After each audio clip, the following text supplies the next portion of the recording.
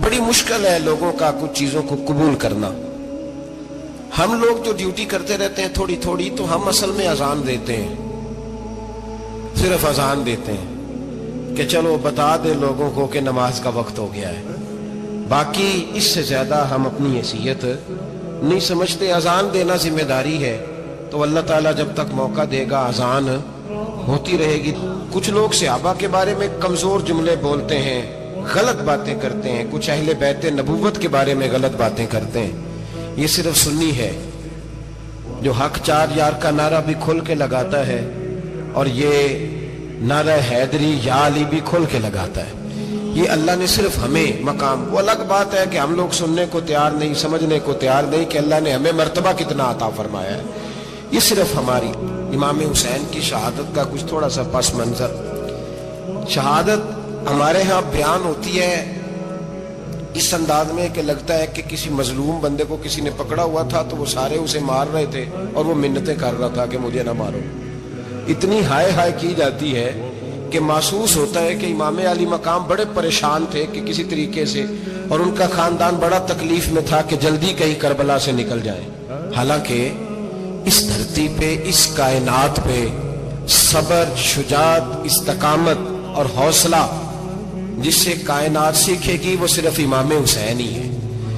اتنے بڑے صابر آدمی کے بارے میں اس طرح کا رویہ اختیار کرنا کہ وہ تو گویا اس طرح کر رہے تھے کہ بس کسی طریقے سے میری معذرت، تو یہ امام حسین کی مظلومیت سنا کے لوگوں کو اس طرح کا کر دیا جاتا ہے. یہ انداز بتایا جاتا ہے کہ شاید واقعہ کربلا رونے دھونے کا نام ہے، حالانکہ بات یہ نہیں ہے.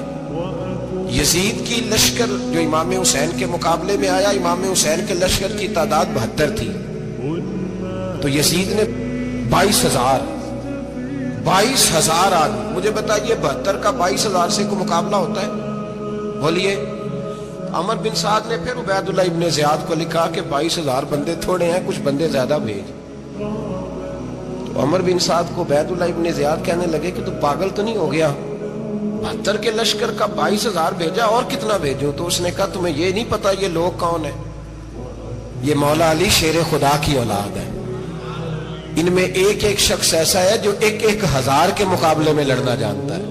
تو یہاں کمزوری دکھائی جاتی ہے. ہمارے بچے سمجھنے لگے ہیں کہ یہ شاید کوئی ایسی داستان ہے، اور اس طرح کا ماحول ٹی وی پہ میں دیکھ رہا تھا، اس طرح کا ماحول بنایا جاتا ہے جیسے کوئی خوف ہے. یعنی واقع کربلا کوئی ایسا واقعہ جسے دیکھ کے خوف طاری ہو جائے، بچے راتوں کو ڈرے. وہ اکیلے درخت دکھائے جا رہے ہیں اور تیر دکھائے جا رہے ہیں. او یار کیا قوم کی تربیت کر رہے ہو؟ واقع کربلا حوصلے کا نام ہے، دلیری کا نام ہے. سنیں بات اصل میں کیا تھی، بڑے ٹھنڈے دماغ سے میری بات کو سمجھیے گا. حضرت مولا علی شیر خدا کے بعد مسلمانوں کے متفقہ امیر بنے تھے حضرت امیر معاویہ. انہیں امیر کس نے بنایا تھا؟ امام حسن نے. حضرت علی کے بڑے صاحبزادے حضرت امام حسن نے ان سے صلح کی، انہیں خلافت دی. اور صحیح بخاری میں نبی پاک نے فرمایا تھا میرا بیٹا حسن سردار ہے، جب مسلمانوں کی جماعتوں میں لہو بہ جائے گا تو حسن ان کی صلح کرا دے گا. وہ صلح امام حسن نے کرائی، جناب امیر معاویہ امیر بن گئے. حضرت امیر معاویہ رضی اللہ تعالیٰ عنہ بڑا پیار کرتے تھے نبی پاک سے، بڑا احترام کرتے تھے حضور کے خاندان کا. ان کی جو اجتہادی خطائیں ہیں وہ اپنی جگہ پہ موجود ہیں. چونکہ امام حسن نے ان سے صلح کر لی، لہذا ہم بھی ان کے بارے میں کوئی جملہ کہنے کے مجاز، ہماری مجبوری امام حسن ہے. اس لیے کہ جسے امام حسن صحیح کہے پھر امام حسن کے ماننے والے کو اسے غلط نہیں کہنا چاہیے. حضرت امیر معاویہ رضی اللہ تعالیٰ عنہ کا جب وصال ہوا تو حضرت امام حسن پہلے ہی ان سے وصال کر گئے، آپ کو زہر دے دیا کہ آپ شہید ہو گئے. امام حسین موجود تھے. تو یزید کے بارے میں لوگوں نے کہا جناب امیر معاویہ سے کہ یہ ٹھیک ہے، مناسب ہے اور بہادر ہے، دلیر ہے. وہ جو ہوتے ہیں نا خوشامدی ٹولہ، ہمارے ملک میں جو اچھی خوشامد کرے اسے اچھی وزارت ملتی ہے، اچھی وزارت اسے دیتے ہیں. جو ذرا صحیح بدتمیز بھی ہو اور صحیح وکالت کرنے والا اسے وزارت صحیح دیتے ہیں. تو حضرت امیر معاویہ کے گرد بھی کچھ ایسے لوگ تھے، انہوں نے آپ سے کہا کہ یزید کو نامزد کر دیں. تو آپ نے یزید کو بلایا، حوالہ مجھ سے دیکھ لیجئے گا. بلا کے فرمایا کہ 3 بندوں کے سامنے اپنی خلافت پیش کرنا، اگر وہ تجھے مان جائیں تو امیر بن جانا، نہ مانے تو چپ کر کے گھر بیٹھ جانا. وہ 3 بندے کون ہیں؟ جناب عبداللہ ابن عباس، حضرت عبداللہ بن زبیر اور امام حسین رضی اللہ تعالیٰ. یہ وصیت فرمائی جناب امیر معاویہ۔ ہوا یہ کہ یزید جب امیر بنا نا، دو تین چیزیں ہوتی ہیں جب کسی بندے کو قابو کرنا ہوتا ہے، دو تین چار پانچ چیزیں ایسی ہوتی ہیں جس سے بندہ قابو آتا ہے۔ تو اس نے بھی فوری طور پہ، یزید نے دیکھا میرے لیے مسئلہ کیا بن سکتا ہے۔ ولید بن عتبہ اس وقت مدینے کا گورنر تھا۔ یزید نے اس کو خط لکھا کہ امیر عرب کا رواج آج بھی ہے کہ جب تک نئے خلیفہ کی بیعت نہیں ہو جاتی پرانے کے انتقال کی خبر ہی نہیں دیتے، اس کو رکھے رکھتے ہیں۔ یہ ان کا طریقہ ہے، وہ کہتے ہیں کہ ولی عہد اچھی طرح قبضہ کر لے پھر بتائیں گے۔ حضرت امیر معاویہ کا وصال ہو گیا، بتایا نہیں۔ یزید نے اب کیا کیا، کیونکہ بڑا چلاک آدمی تھا، بڑا شاطر تھا، بڑا تیز تھا، بڑا عجیب اس کا مزاج تھا۔ یہ چلاک لوگ زندگی میں ہمیشہ دھوکہ کھاتے ہیں، چلاکیاں انسان کو گراتی ہیں اور اتنا منہ چھیل جاتا ہے کہ منہ پہچانا ہی نہیں جاتا۔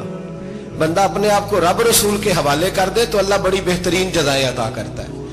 یہ لوگ تیزی دکھاتے ہیں بعض، تو یزید بھی تیزی دکھانے والا تھا۔ اس نے ولید کو خط لکھا، کہنے لگا کہ فوری طور پہ عبداللہ ابن عباس کو بلاؤ اور اسے کہو میری بیعت کرے۔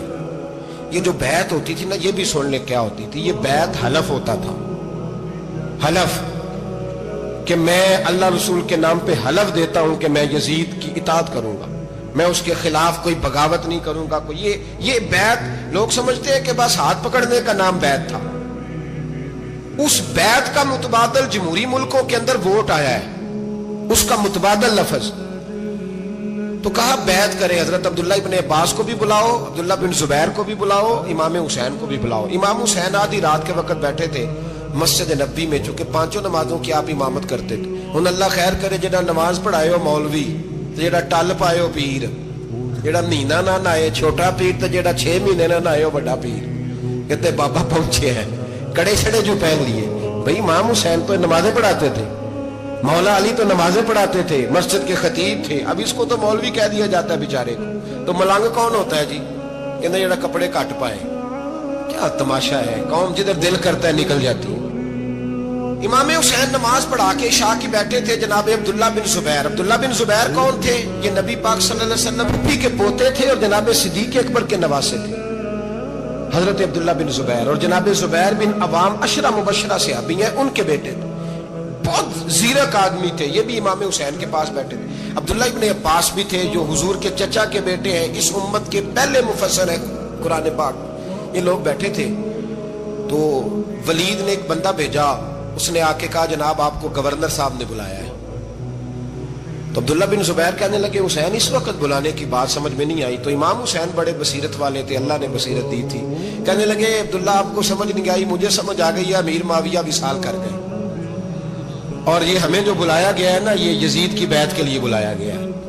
تو کہا پھر آپ آدھی رات کو نہ جائیں، آپ کے لیے خطرہ ہوگا۔ تو امام حسین فرمانے لگے خطرہ حسین کو نہیں ہوتا، حسین کو خطرہ نہیں۔ کہا پھر بھی آپ مہربانی کریں ذرا احتیاط سے جائیں۔ تو جناب عبداللہ ابن زبیر نے، عبداللہ ابن عباس نے 14 بندے نیزے دے کے، تلواریں دے کے امام حسین کے ساتھ بھیجے اور کہا کہ امام حسین اگر اس نے کوئی غلط ملت بات کی نا، زبردستی بیعت کرنے کا کہا، تو آپ بس کوئی ایک بات اونچی آواز میں کر دینا، یہ سپاہی پیچھے آ جائیں گے۔ امام حسین ان 14 بندوں کو لے کے گورنر ہاؤس پہنچ گئے۔ جب آپ وہاں پہنچے اس نے بتایا، اس نے کہا جی حضرت امیر معاویہ انتقال کر گئے اور آپ نے یزید کی بیعت کرنی ہے۔ تو امام حسین فرمانے لگے میں چھپ کے بیعت نہیں کروں گا، مجمع لگاؤ، جمعے والے دن اعلان کرو، جو طریقہ ہے حضرت ابوبکر صدیق کا، جو طریقہ ہے حضرت عمر فاروق کا، جو انداز حضرت عثمان غنی کا ہے، جو مولا علی کا ہے، سرے عام اعلان کرو، اگر ساری دنیا یزید کی بیعت کرے گی تو میں بھی تیار ہوں۔ تم مجھ سے بیعت لے کے پھر لوگوں کو بتانا چاہتے ہو کہ حسین بیعت ہو کر رہے ہیں تو تم کیوں نہیں کر رہے؟ میں عام آدمی نہیں ہوں، لہذا چھپ کے بیعت نہیں کرتا۔ جب یہ بات کی نا تو ولید بڑا نرم دل تھا اور امام حسین کی شان کو جانتا تھا، وہ جانتا تھا یہ نبی پاک کا خاندان ہے۔ اس نے کہا جی مجھے تو حکم تھا، باقی آپ حضور کے نواز ہیں، میں کر کچھ۔ وہاں ایک بڑا بدبخت شخص بیٹھا تھا، عبد الملک بن مروان۔ وہ ولید سے کہنے لگا کہ اگر حسین آج تمہارے ہاتھ سے نکل گئے تو تمہارے لیے بہت بڑا مسئلہ کھڑا ہو جائے، انہیں جانے نہ دینا، یا بیعت کراؤ یا ان سے کہو جنگ کے لیے تیار ہو۔